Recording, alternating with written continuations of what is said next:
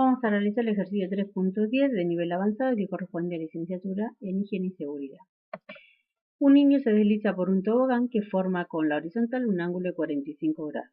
Luego de recorrer una distancia de 72.8 centímetros, el niño adquiere una velocidad de 2 metros por segundo. Considerando que el niño parte del reposo, se pide calcular el coeficiente de rozamiento entre el niño y el tobogán.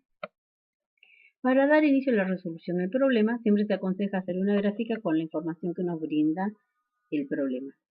Nosotros observamos que debemos calcular un coeficiente de rozamiento. Este se encuentra en la fuerza de roce, que es igual al coeficiente de rozamiento por la normal. Es por ello que debemos hacer uso de un sistema de referencia porque debemos aplicar la ecuación de dinámica, la cual nos indica que sumatoria de fuerzas es igual a masa por aceleración.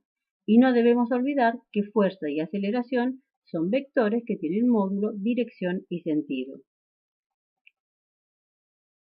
Resolviendo el problema con un gráfico del plano inclinado, los ejes de referencia, el cuerpo, el ángulo con el cual voy a trabajar y la fuerza-peso, que es masa por gravedad. El peso es una medida de la fuerza gravitatoria que actúa sobre un objeto, y al encontrarnos en un plano inclinado se debe plantear la descomposición de la fuerza en el eje X y en el eje Y. Es por ello que cuando planteamos la sumatoria de fuerzas en el eje X, tenemos como sumatoria de fuerzas en X el peso en X y la fuerza de roce.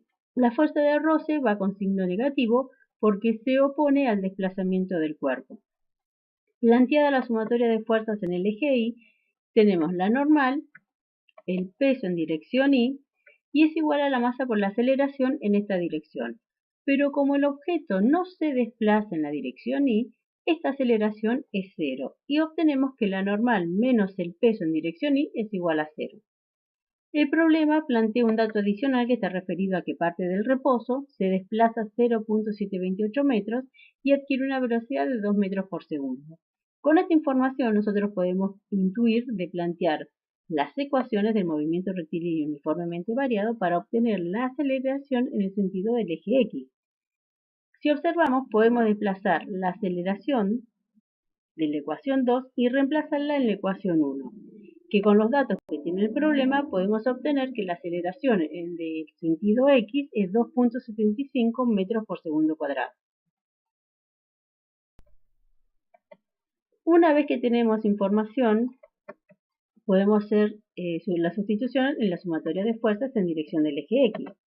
El peso en X es el peso por el seno del ángulo, que en este caso es 45 grados, menos el coeficiente de rozamiento por la fuerza normal. El signo menos, recordemos que se debe a que la fuerza de roce se opone al desplazamiento del cuerpo, igual a la masa por la aceleración en dirección X.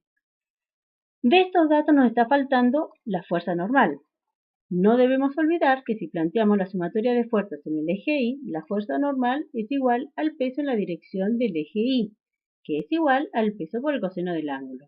La aceleración en el sentido del eje X fue obtenida a través del movimiento rectilíneo uniformemente variado, y de los datos que proporciona el problema, nosotros podemos reemplazar esta información en la sumatoria de fuerzas en el eje Y y despejar el coeficiente de rozamiento, el cual le estamos obteniendo que un coeficiente de rozamiento de 0.61.